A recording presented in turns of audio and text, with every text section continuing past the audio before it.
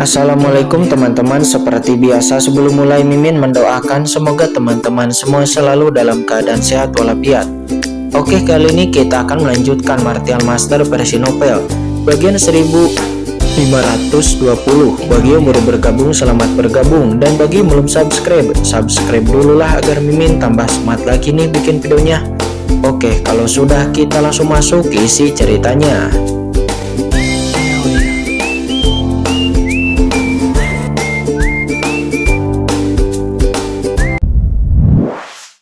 Tersenyum tipis. Apakah kamu tidak ingin melihat Chen Sisi? Saya akan membawamu kepada Chen Sisi sekarang, kata imam besar. Apakah kamu akan baik sekali? Kata Qin Chen. Dia berkata dengan sangat marah. Maaf, kamu akan tahu nanti. Aku hanya berharap kamu tidak akan mengecewakanku. Kalau tidak, aku tidak akan pernah melepaskanmu, kata imam besar. Dia berkata dengan nada yang menghina. Dia kemudian menarik Qin Chen seperti hewan peliharaan sebelum kemudian melesat ke kedalaman langit berbintang. Tetapi apa yang tidak dapat dilihat oleh imam besar adalah bahwa ketika Qin Chen dibawa pergi olehnya, nampak sedikit rasa dingin muncul di mata Qin Chen. Sementara di dunia kacau, leluhur naga Hongwang berkata, "Nah Qin Chen, kamu memiliki darah raja kegelapan. Rantai dibentuk oleh aturan kegelapan ini tidak dapat menjebakmu sama sekali. Apakah kamu perlu bertindak begitu realistis?" Leluhur naga Hongwang tahu betul bahwa dengan kekuatan Qin Chen, dia bisa melepaskan rantai gelap ini dalam sekejap selama Qin Chen mau. Namun Qin Chen kemudian berkata dengan suara yang dalam, "Hanya imam besar yang tahu di mana Chen Sisi. Sekarang jika imam besar tidak berpikir dia telah sepenuhnya mengendalikan saya, bagaimana dia bisa membawa saya menemui Chen Sisi?" Mendengar itu, leluhur naga Hongwang melirik dan berkata, "Tidak mudah untuk menemukan Chen Sisi. Biarkan aku keluar dan menangkap imam besar itu. Kenapa repot-repot seperti ini?" kata naga leluhur. Qin Chen menyipitkan matanya dan berkata lagi, "Orang ini sangat licik. Tempat ini dalam dan juga sangat luas, dan juga dapat mengaburkan kesadaran spiritual saya. Jika dia dengan sengaja menyembunyikannya dan ingin menemukan Chen Sisi, saya khawatir itu akan memakan waktu yang sangat banyak untuk membawa saya sampai ke sana. Dan ini adalah langkah terakhir." Sementara pada saat ini Lord of the Abyss juga bertanya dengan ragu, "Tuan, kapan Anda meragukan imam besar ini?" kata Lord of the Abyss. "Saya telah curiga sejak saya membunuh pedang iblis tertinggi sebelumnya." Qin Chen menatap punggung imam besar itu dan berkata dengan dingin, "Pedang iblis tertinggi dan anggota klan tentara adil lainnya sebelumnya memiliki kekuatan khusus kegelapan di tubuh mereka. Kekuatan ini berasal dari kekuatan kegelapan. Seperti yang dikatakan imam besar, ada dua kemungkinan dari kekuatan ini. Yang pertama adalah tempat ini terkena dampaknya terkikis kekuatan kegelapan, sehingga mereka yang berlatih di sini akan terkontaminasi oleh kekuatan kegelapan.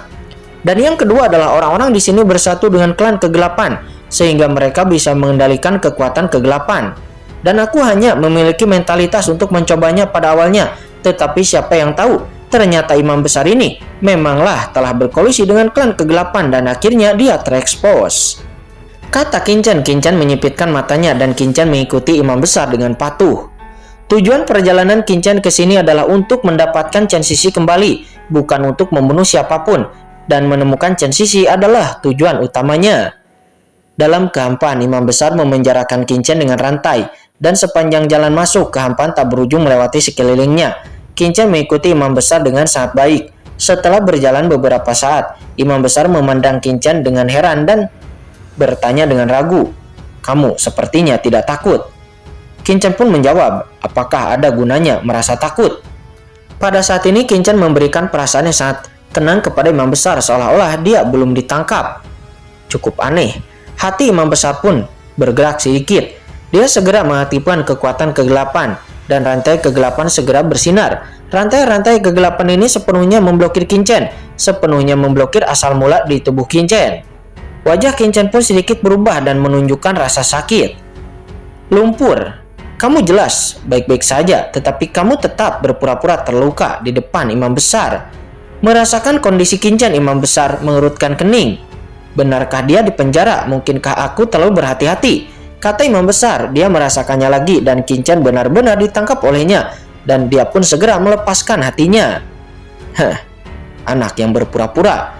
Imam besar itu mencibir, dia pasti berpikir terlalu banyak.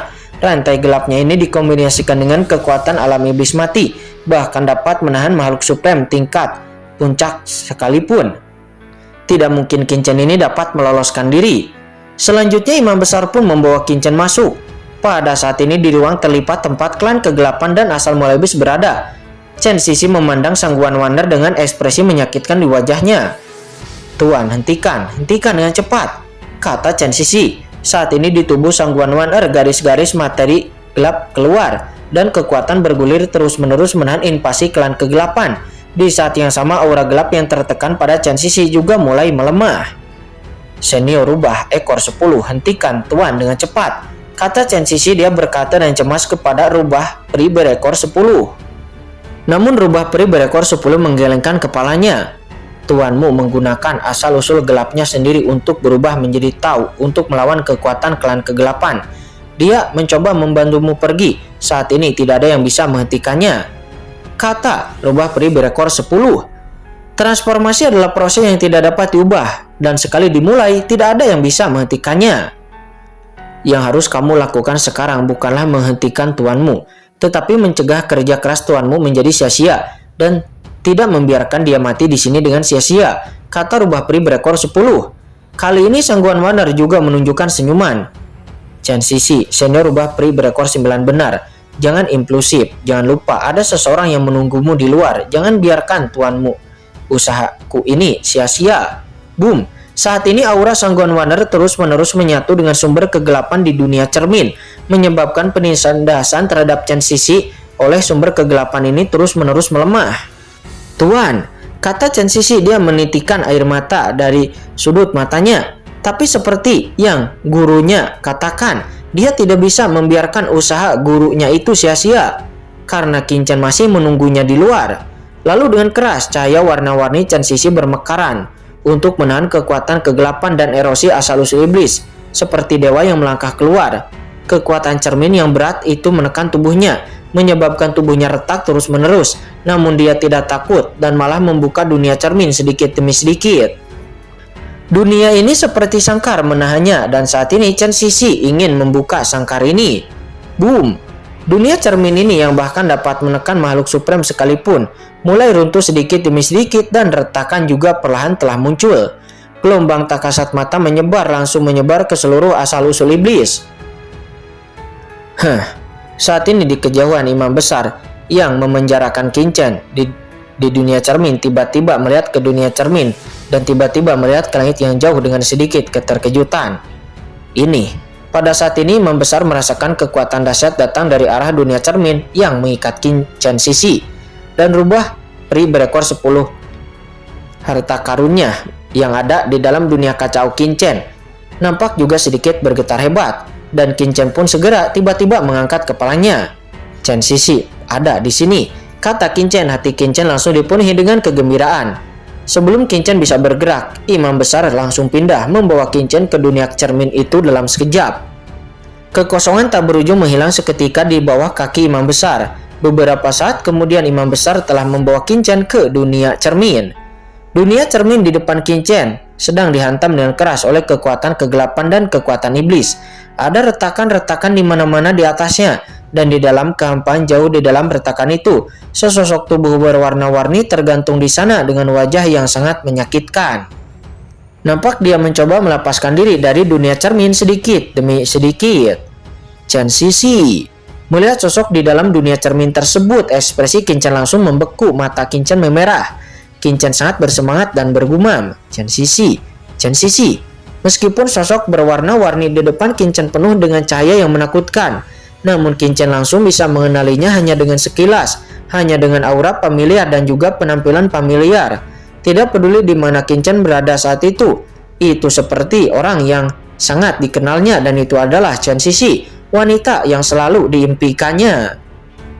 Pada saat ini darah Qinchen melonjak ke seluruh tubuhnya dan hatinya dipenuhi dengan kegembiraan yang tak ada habisnya. Akhirnya setelah melalui masa-masa sulit ini, akhirnya Qinchen bisa bertemu lagi dengan Chen Sisi. Qinchen bergumam dengan suara yang sangat lembut. Di ruang hampa yang luas ini, dia benar-benar seperti nyamuk.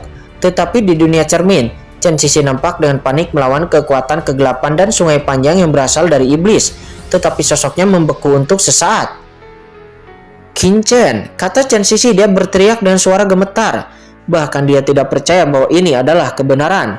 Sosoknya pelan berbalik dari dunia cermin, berbalik sedikit demi sedikit dan akhirnya mendarat di Qin Chen. Sosok Chen Sisi tiba-tiba mulai bergetar, tidak mampu menahan sosoknya sama sekali. Dia melihat Qin Chen yang dipenjara oleh rantai-rantai gelap yang tak terhitung jumlahnya itu, dan air mata sontak saja mengalir tak terkendali dari pipi Chen Sisi. Apakah itu Qin Chen? Orang ini selalu bisa memberi harapan dan keyakinannya di saat-saat paling menyakitkan. Dan di saat-saat yang paling putus asa, akhirnya itu muncul di hadapannya. Dan saat matanya tertuju pada rantai-rantai gelap yang mengikat Qin Chen, tiba-tiba jantung Chen Sisi terasa kram hebat. Apalagi di saat dirinya melihat rantai-rantai yang itu telah menembus tulang Qin Chen, membuat dirinya menjadi semakin merasa kesakitan. Wanita jalang, aku tidak menyangka kamu benar-benar ingin melepaskan diri dari dunia ini saat aku pergi. Jika aku tidak kembali tepat waktu, kamu pasti akan berhasil, kata imam besar. Ketika imam besar melihat dunia cermin di permukaan yang mulai pecah, wajah imam besar itu menjadi sangat jelek dan dia tiba-tiba menus dingin. Dia lalu mengangkat tangannya dan boom. Kekuatan kegelapan yang tak ada bisa memadat dalam sekejap seperti lautan luas menekan dunia cermin ini dengan ganas. Boom, lapisan kekuatan melonjak dari kehampaan, menghancurkan pegunungan, menghancurkan dunia dan menekan dunia cermin. Seketika saja di dunia cermin, Chen Sisi pun memuntahkan seteguk darah dan tubuhnya bergetar hebat karena pukulan itu. Serangan kekerasan seperti itu pun langsung menyebabkan tubuhnya roboh. Namun Chen Sisi tetap tidak bergerak, tubuhnya tampak membeku, matanya terus menatap ke arah Qin Chen yang tidak jauh dari sana. Bahkan Chen Sisi tidak mau berkedip sedikit pun.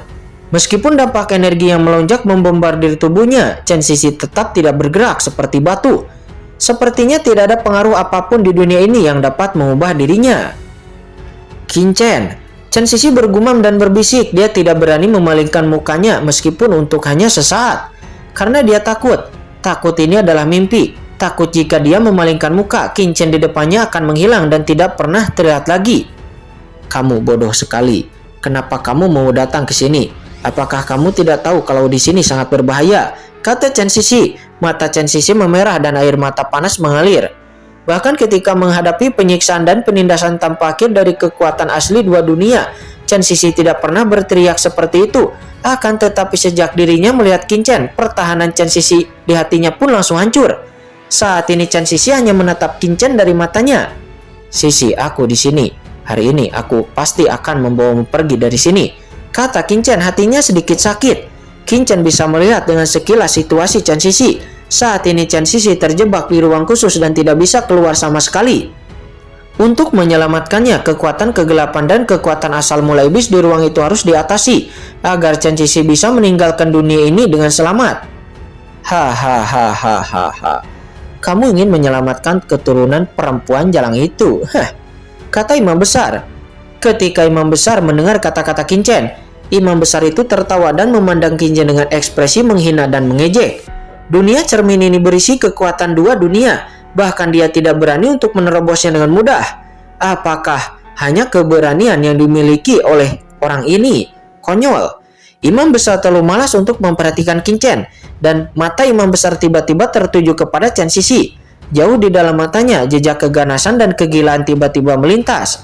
Imam besar pun maju selangkah dan mencibir. Chen Sisi, pria ini memang laki-lakimu. Aku tidak menyangka seseorang dengan pikiran teguh sepertimu bisa menjadi seemosional itu. Konyol. Namun ini bisa dianggap memberiku kesempatan. Sekarang Chen Sisi, selama kamu menyerahkan warisan Putri Lian Xinluo kepadaku, maka kamu dan laki-lakimu itu mungkin akan bisa bersatu kembali dan bisa masuk neraka bersama. Jika tidak, saya akan membuat jiwa Qin Chen ini menghilang di hadapan Anda hari ini, dan Anda serta suami Anda itu tidak akan dapat bersatu kembali bahkan di kehidupan selanjutnya, kata imam besar. Dan setelah kata-kata itu jatuh, imam besar tiba-tiba berbalik, mengangkat tangannya, dan lalu dengan keras, rantai gelap itu menggeliat seperti ular spiritual dan menembak ke arah Qin Chen, mencoba menembus tubuh Qin Chen. Inilah imam besar yang ingin menampar wajah Chen Sisi terlebih dahulu. Rantai seperti ular berbisa nampak mendatangi Qin Chen dalam sekejap. Tidak, berhenti, kata Chen Sisi. Ekspresi Chen Sisi pun berubah drastis. Sebelum rantai gelap itu bisa menembus Qin Chen, Chen Sisi berteriak cemas dan gugup. Rantai ini yang seperti ular spiritual tiba-tiba berhenti dan melayang di depan Qin Chen seperti ular spiritual, terus-menerus berenang siap untuk menyerang kapan saja. Hahaha. Apakah kamu merasa tertekan sekarang? Jika kamu merasa tertekan, maka serahkan warisan Putri Lian Xinluo, maka aku bisa menjaga seluruh tubuhnya. Jika tidak, aku akan membuat jiwa laki-lakimu ini terbang menjauh dan merasakan semua hal paling menyakitkan di dunia, kata imam besar. Dia tertawa dengan wajah yang garang. Kamu, kata Chen Sisi. Dia berkata dengan suara gemetar, namun ekspresi Chen Sisi nampak sangat meronta-ronta. Sisi, jangan khawatir. Selama aku di sini, tidak ada yang bisa menyakitimu hari ini, kata Qin Chen. Qin Chen berkata dengan dingin. Wah, sepertinya kamu tidak mengetahui situasimu saat ini.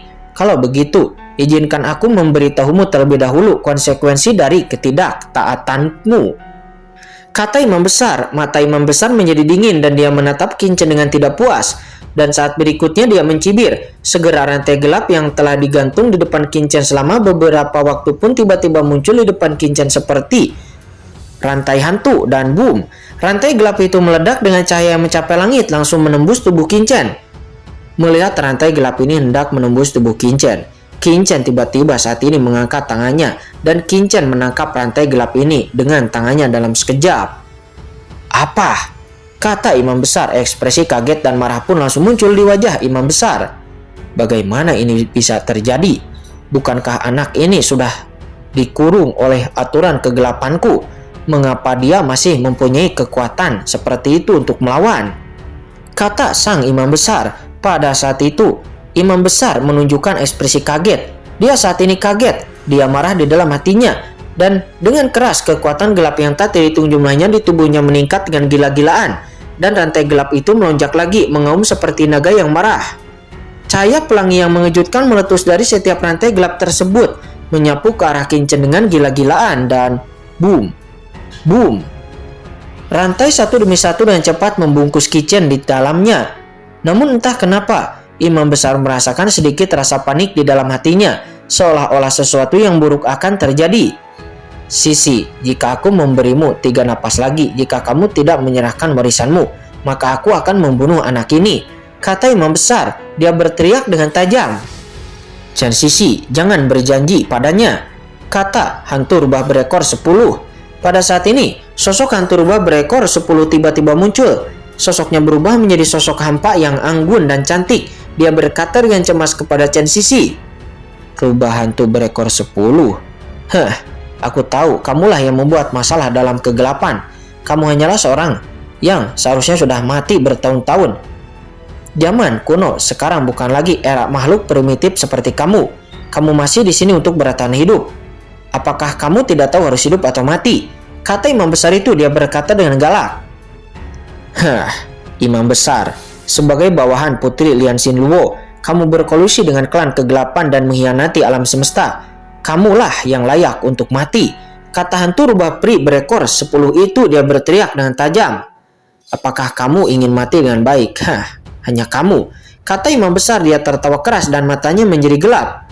Kamu tidak dapat melindungi dirimu sendiri sekarang, tetapi kamu ingin menjaga orang lain. Itu konyol, kata imam besar. Peri rubah berekor 10 senior.